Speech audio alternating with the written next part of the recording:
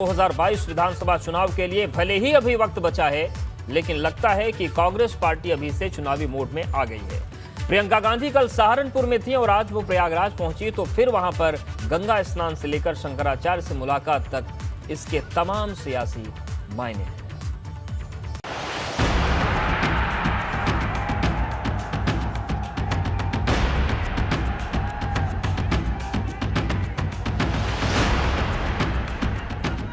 ये सियासत है। समझ लीजिए कि यहाँ मौका और माहौल के हिसाब से मोहरे और चाल चलने का चलन है। आखिर ये करे भी क्या? सबका अंतिम लक्ष्य तो कुर्सी ही है। अब इन्हें ही ले लीजिए। ये कांग्रेस महासचिव प्रियंका गांधी इन दिनों प्रयागराज से लेकर सहारनपुर तक अपनी भाव भंगिमाओं से शायद 2022 विधानसभा चुनाव के लिए बड़ी भूमिका तैयार करने में जुटी हुई। लगता है कि इन्होंने और इनकी पार्टी ने यह तय कर लिया है कि अब गंगा स्नान करना पड़े, आचमन करना पड़े तो क्या हुआ, सब करेंगे। मंदिर मजार पर मत्था टेकना पड़े तो क्या हुआ, मत्था भी टेकेंगे। चुन्नी भी ओढ़ लेंगे। माथे पर तिलक लगाना पड़े तो वो भी लगा लेंगे। गले में रुद्राक्ष पहनना पड़े तो क्या हुआ, वो भी पहनेंगे। और कंधे पर भगवा धारण करना पड़े तो वो भी धारण करेंगे। यही नहीं, आगे भी जो बन पड़ेगा वो भी करेंगे। और ये हम यूं ही नहीं कह रहे हैं। बीते 24 घंटे में प्रियंका गांधी ने जितने हिंदू प्रथा प्रतीकों को पेश किया है, उससे तो ये साफ है कि मुकाबला बहुत टफ है और अब रफ टफ सियासत करने से काम नहीं चलने वाला। आखिर सवाल यूपी की सत्ता में वापसी का है, जो इनके लिए किसी सपने की तरह। राहुल गांधी युवा से अनुभवी हो गए, लेकिन यूपी के लोगों ने उनके अनुभव को भाव ही नहीं दिया। अब बारी बहन प्रियंका की है। वैसे भी वो 2022 चुनाव में कांग्रेस का चेहरा है। तभी बीजेपी को प्रियंका गांधी की मौजूदा राजनीति पर निशाना साधने का मौका मिल गया। मैं किसी नेता के किसी कृत्य पर टिप्पणी नहीं करता, लेकिन इतना जरूर है कि कहीं भी स्नान हो, लेकिन जनता के बीच में कोई रहे और जनता की जो परेशानियां, उनकी वास्तविक परेशानियों को से रूबरू अगर आदमी हो तो ज़्यादा अच्छा है। वहीं समाजवादी पार्टी की क्या कहें, खुद उन्हीं की जुबानी सुन लीजिए। देखिए, प्रियंका गांधी जी एक अच्छी हिंदू हैं और हाई कास्ट हिंदू हैं। और जैसे आपको याद होगा, बचपन में कबीरदास जी के दोहों में पढ़ा था हमने कि दुख में सिमरन सब करें, सुख में ना कोई। अब वो इस वक्त दुख में हैं, बहुत लोअर उस पर पहुंच गई है कांग्रेस। तो अब उनको अपने पैदा करने वाले की याद आ रही है, तो जा रही, तो उसमें हर्ज क्या है, उससे दुआ कर रही है। बहरहाल प्रियंका गांधी ने प्रयागराज में गंगा स्नान किया, नौका की सवारी भी की। शायद कांग्रेस की डूबी हुई सियासी लुटिया को सत्ता और सियासत की गंगा में फिर से खेया जा सके। वैसे मिशन यूपी को पॉसिबल बनाना है तो फिर विरोधियों की लकीर इतनी बड़ी है कि उससे बड़ी लकीर खींचने के लिए लकीर का फकीर बनने से काम भी नहीं चलने वाला। Bureau report, ABP Ganga.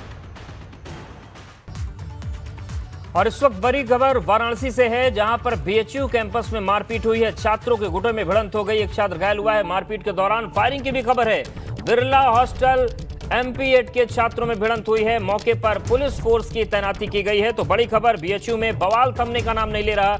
Nitish हमारे साथ जुड़ गए हैं। नीतीश, ये बवाल हुआ क्यों?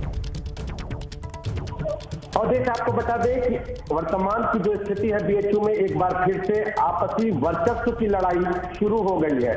आपको बता दें कि जिस तरह से आरोप प्रत्यारोप का दौर शुरू हुआ है, एक छात्र जो गुट मार खाता है वो ये कहता है कि मारने वाले जो छात्र हैं वो इस कैंपस के है ही नहीं। बस सवाल ये उठता है कि अगर कोई कैंपस का नहीं है तो कैंपस में क्या कर रहा है। लेकिन मारपीट की घटनाएं भी कहीं न कहीं ये संकेत दे रही हैं कि कैंपस में कोई अवांछनीय तत्व जरूर है। बीते दिनों की गौर करें बात, तो बीते दिनों भी परिसर के दो छात्र गुटों में, बल्कि यूं कहें तो दो छात्रावासों के बीच जमकर पथराव हुआ था। और इस पथराव को रोकने में कहीं न कहीं बीएचयू प्रशासन के सुरक्षा कर्मियों के छक्के छूट गए थे। अब आज की जो घटना हुई है वो परिसर में बिरला सर के बिरला सर ये छात्र है, इसका नाम मुकेश पांडे है। इसको बुलाया जाता है। बुलाने के साथ ही वहां पर मारपीट होती है। सूचना ये भी है कि 3 राउंड फायरिंग हुई है और जिसके बाद ये छात्र बचकर वहां से भाग जाता है। हालांकि फायरिंग की अभी पुष्टि नहीं है, ये जांच का विषय है, लेकिन छात्र को चोट आई है और इस छात्र के घायल होने के बाद जो साथी छात्र हैं वो आक्रोशित है। अगर बात करें तो परिसर में सुरक्षा बल तैनात किए गए हैं, पुलिस फोर्स तैनात की गई है, लेकिन बीएचयू प्रशासन के सिर का दर्द बन सकता है ये बवाल। अब ये देखना होगा कि क्या बीएचयू प्रशासन छात्रों की इस गुटबाजी वाली मारपीट से बिल्कुल, और सवाल ये भी उठता है कि आखिर जो बीएचयू है वो बवाल का दूसरा नाम क्यों बनता जा रहा है, हालात वहां पर संभल क्यों नहीं रहे। शुक्रिया आपका। उत्तर प्रदेश में होने वाले पंचायत चुनाव आरक्षण को लेकर आज शासनादेश जारी कर दिया गया। इस बार पंचायत चुनाव में रोटेशन व्यवस्था से रिजर्वेशन लागू किया जाएगा।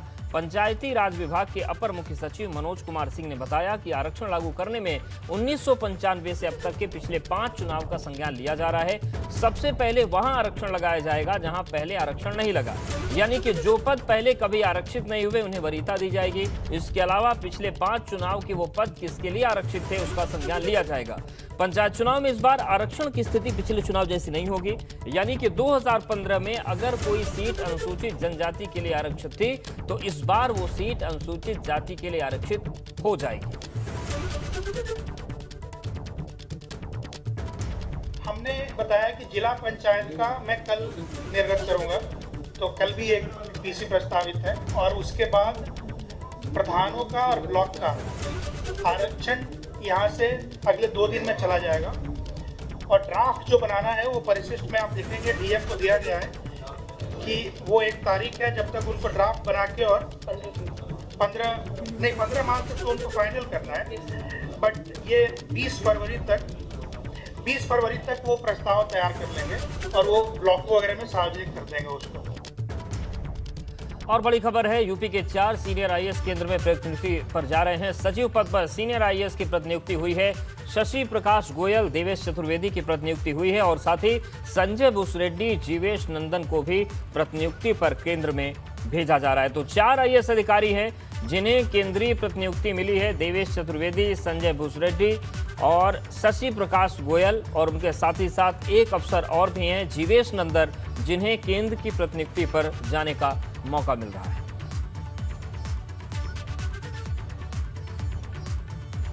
तो सचिव पद पर 4 सीनियर आईएएस की प्रतिनियुक्ति हुई है। केंद्र के प्रतिनियुक्ति पर ये लोग जा रहे हैं। यूपी के 4 सीनियर आईएएस हैं जो केंद्रीय प्रतिनियुक्ति पर होंगे। सचिव पद पर सीनियर आईएएस की प्रतिनियुक्ति हुई है।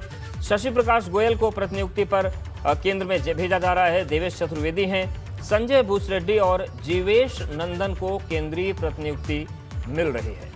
तो यूपी कैडर के वो तमाम अधिकारी हैं 4 जो केंद्रीय प्रतिनियुक्ति पर जा रहे हैं और यूपी के 4 जो सीनियर आईएएस हैं ये सचिव पद पर केंद्र में ज्वाइन करेंगे।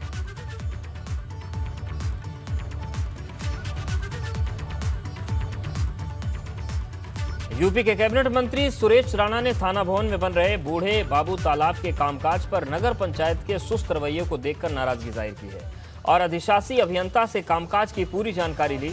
इस दौरान मंत्री सुरेश राणा ने पिछले काफी समय से बूढ़े बाबू तालाब के जीर्णोद्धार को लेकर नगर पंचायत के सुस्त रवैये पर नाराजगी जाहिर की है और कामकाज जल्द पूरा करने का आदेश दिया। वहीं दूसरी तरफ थाना भवन नगर पंचायत टाउन हॉल में 1 दिवसीय विभिन्न पेंशन से संबंधित शिविर का आयोजन किया गया, जिसमें मंत्री सुरेश राणा ने कहा कि देश के प्रधानमंत्री और यूपी के मुख्यमंत्री योगी आदित्यनाथ अंतिम व्यक्ति तक सरकारी योजनाओं का लाभ पहुंचाने के लिए प्रतिबद्ध है।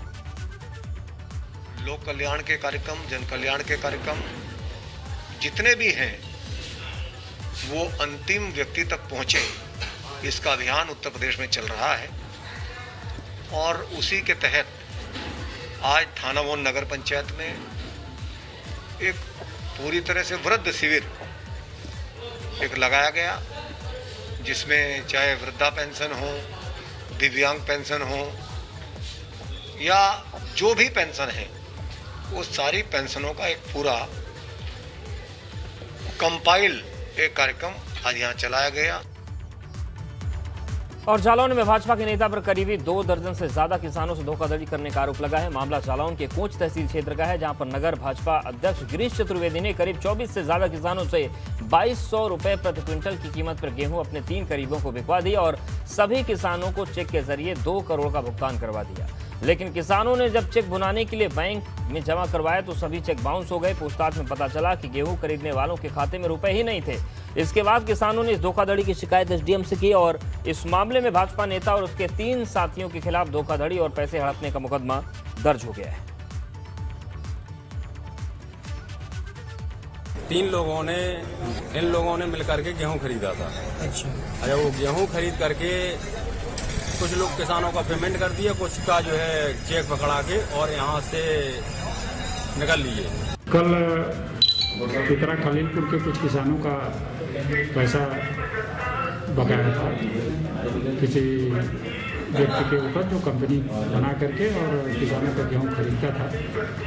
उस पर वहाँ के जिलाधिकारी द्वारा संज्ञान लिया गया था और फिर मुकदमा पंजीकृत कराया। उत्तर प्रदेश में हुए खनन घोटाले में आरोपी पूर्व मंत्री गायत्री प्रसाद प्रजापति से आज प्रवर्तन निदेशालय ने पूछताछ की। प्रवर्तन निदेशालय को फतेहपुर में हुए खनन घोटाले के मामले में पूछताछ के लिए गायत्री प्रजापति की 7 दिन की रिमांड मिली है। इसमें प्रजापति के अलावा कई आईएएस अफसर और खनन पट्टाधारक भी आरोपी हैं। और बात करते हैं अलीगढ़ की, जहां पर बिना प्रशासन की मंजूरी के किसान महापंचायत का आयोजन करने के मामले में राष्ट्रीय लोकदल के उपाध्यक्ष जयंत चौधरी के खिलाफ एफआईआर दर्ज की गई। मंगलवार को अलीगढ़ के पास गोंडा में आरएलडी के किसान महापंचायत की थी, जिसमें आरएलडी उपाध्यक्ष जयंत चौधरी समेत हजारों लोगों की भीड़ शामिल हुई, जबकि प्रशासन की तरफ से इस आयोजन की अनुमति नहीं दी गई थी। और इसी मामले में अब अलीगढ़ पुलिस ने जयंत चौधरी समेत 6000 अज्ञात लोगों के खिलाफ धारा 144 के उल्लंघन और महामारी एक्ट के तहत मुकदमा दर्ज कर लिया है।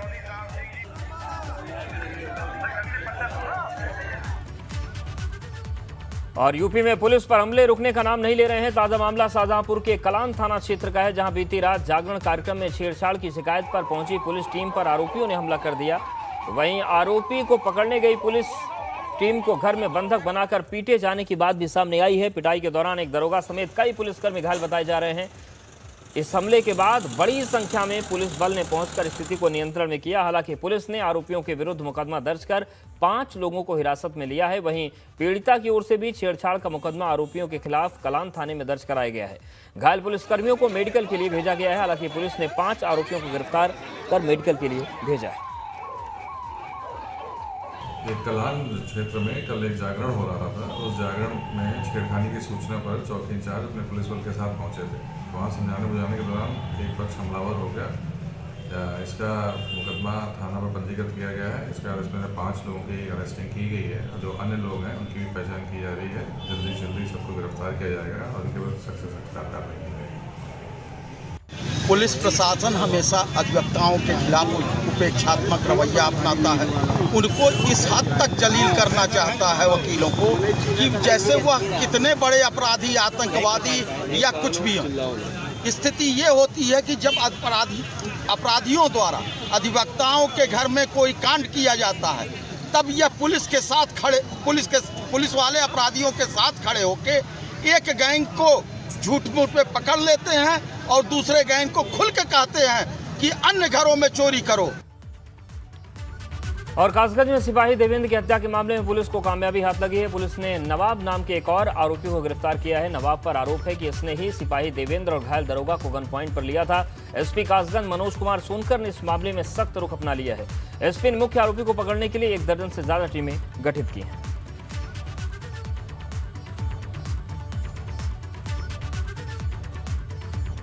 तो हत्याकांड का एक आरोपी पकड़ा गया है। हालांकि एक जो मुख्य आरोपी है उसे पकड़ने के लिए लगभग 1 दर्जन टीमों का गठन किया गया है। आज हमारे सब इंस्पेक्टर की स्थिति में सुधार हुआ तो उन्होंने कुछ साक्ष्य प्रस्तुत किए, जिसमें एक आरोपी जो कि मुख्य आरोपी मोती सिंह का दाहिना हाथ है और उसके अवैध कारोबार शराब में लिप्त है तथा अन्य सारी गतिविधियाँ उसको पता थी और वो स्वयं घटना में शामिल था और उसके द्वारा भी हत्या का जघन्य अपराध किया गया। और हमारे जो सिपाही थे उनकी हत्या के बारे में भी उसने विस्तार से पूरी चीज़ बताई। उसको गिरफ्तार कर लिया गया है, नवाब सनाप रामेश्वर नगला धीमर का, और पुलिस उसमें आवश्यक विधिक कार्रवाई कर रही है। और अंसल एपीआई के 2 प्रोजेक्ट का रेरा पंजीकरण निरस्त किया गया है। अंसल के एक और प्रोजेक्ट पर भी तलवार लटक गई है। तो ये इस वक्त की बड़ी खबर, अंसल एपीआई के 2 प्रोजेक्ट पर कैंची चली है। रेरा पंजीकरण इनका निरस्त किया गया है। अंसल के एक और प्रोजेक्ट पर तलवार लटक गई है। और यूपी में कोविड वैक्सीनेशन के दूसरे चरण में फ्रंटलाइन वर्कर्स का टीकाकरण हुआ। दो तस्वीरें हम आपको दिखाते हैं। आगरा में एडीजी, कमिश्नर, आईजी, एसएसपी और नगर आयुक्त ने वैक्सीन लगवाई। यहां पर अब 16 मार्च को अधिकारियों को वैक्सीन की दूसरी डोज लगेगी। डीएम और कमिश्नर ने सभी से टीका लगवाने की अपील की है। अगले फेज में 50 साल से ज्यादा उम्र वालों को कोविड-19 का टीका लगाया जाएगा। वही दूसरी तस्वीर श्रावस्ती की है। यहां पर भी फ्रंटलाइन वर्कर्स का वैक्सीनेशन हुआ है। जिले में 8 बूथ बनाए गए हैं, जिनमें से 967 लोगों को टीका लगाया गया है।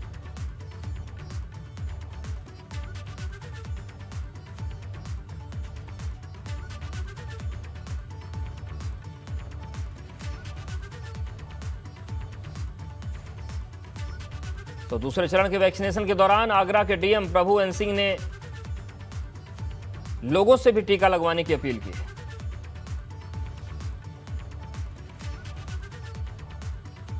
फ्रंट लाइन वर्कर्स का वैक्सीनेशन का ये सेकेंड डेट है। फर्स्ट डेट में जो हमारे जिला स्तरीय अधिकारी थे वो ड्यूटी लगी थी उनकी। आज हमारे यहाँ कमिश्नर साहब, एडी साहब, आईजी साहब, कप्तान साहब, नगर आयुक्त, तो हमारी और कलेक्ट्रेट की नगर निगम की जो टीम है उनका वैक्सीनेशन चल रहा है। इसका पहला डोज जिनका आज लगा है उनका 16 मार्च को फिर सेकेंड डोज दिया जाएगा। जो गवर्नमेंट ऑफ इंडिया ने प्रोग्राम बनाया है उसके आधार पर वैक्सीनेशन का प्रोग्राम चल रहा है। जिनका समय आए वो जरूर लगवाएं और अपने समय का इंतजार करें। श्रावस्ती में एक बंद पड़े फल व्यापारी के मकान में आग लग गई। आग इतनी भीषण थी कि आसपास के लोगों में हड़कंप मच गया।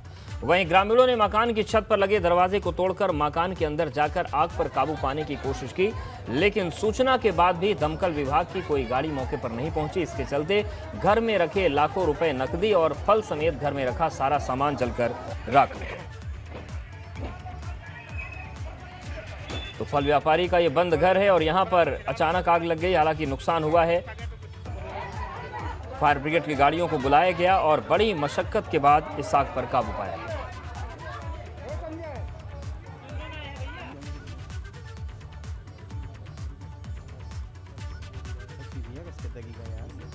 और केवल श्रावस्ती ही नहीं, शहर शहर आग का कहर देखने को मिला है। 3 तस्वीरें हम आपको दिखाते हैं। पहली सीतापुर की, दूसरी कानपुर की और तीसरी तस्वीर फिरोजाबाद से भी सामने आई है, जहां पर सीतापुर में प्लाईवुड फैक्ट्री में भीषण आग लग गई। वहीं कानपुर में भी आग लगी और फिरोजाबाद में भी एक जो ट्रक था वो आग की चपेट में आ गया। तो श्रावस्ती के साथ ही साथ सीतापुर, कानपुर और फिरोजाबाद में भी आग का तांडव देखने को मिला है।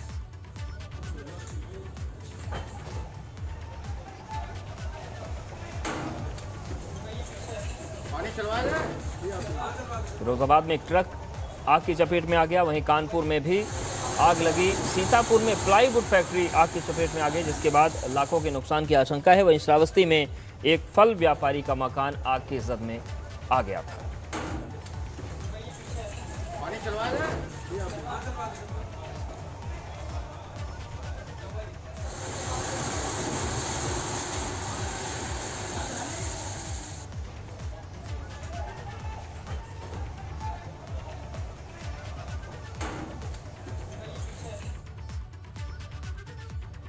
मुख्यमंत्री योगी आदित्यनाथ शुक्रवार को स्वामित्व योजना के तहत ग्रामीणों को घरौनी प्रमाण पत्र बांटेंगे, जिसके तहत 11 जिलों के 1001 गांव में 1,57,244 ग्रामीणों को घरौनी प्रमाण पत्र दिया जाएगा। इन दिनों सर्वे ऑफ इंडिया गांवों का ड्रोन कैमरे की मदद से डिजिटल नक्शा तैयार कर रहा है और ड्रोन के नक्शे में गांव के मकान नंबर के साथ खसरा नंबर और मालिक का नाम भी दर्ज होगा। इसी के आधार पर ग्रामीणों की घरौनी तैयार की जाएगी, जिसका प्रमाण पत्र ग्रामीणों को दिया जाएगा। प्रदेश के 82,000 गांव में स्वामित्व योजना के जरिए घरौनी तैयार की जाएगी। इसके बाद ग्रामीण इलाकों के लोग ग्रामीण बैंकों से लोन हासिल कर पाएंगे। बात करते हैं लखीमपुर खीरी की, जहां पर वन विभाग ने एक तेंदुओं को पकड़ने में कामयाबी पाई है। तस्वीरों में हम आपको दिखाएंगे कि तेंदुआ पिंजरे में कैद है, जो धौराहारा वन रेंज इलाके के गुजारा बंसी बेली गांव से पकड़ा गया। इसे पकड़ने के लिए वन विभाग को कड़ी मशक्कत करनी पड़ी। वन विभाग ने करीब 5 महीने पहले पिंजरा लगाया था और तेंदुए की तलाश में लगातार मॉनिटरिंग भी की जा रही थी। अब इस तेंदुए को दुधवा या फिर लखनऊ जू में भेजा जाएगा। दरअसल ये तेंदुआ इस इलाके में लोगों के लिए खौफ का पर्याय बन गया था। करीब 2 माह पहले भी एक तेंदुआ पिंजरे में कैद हुआ था।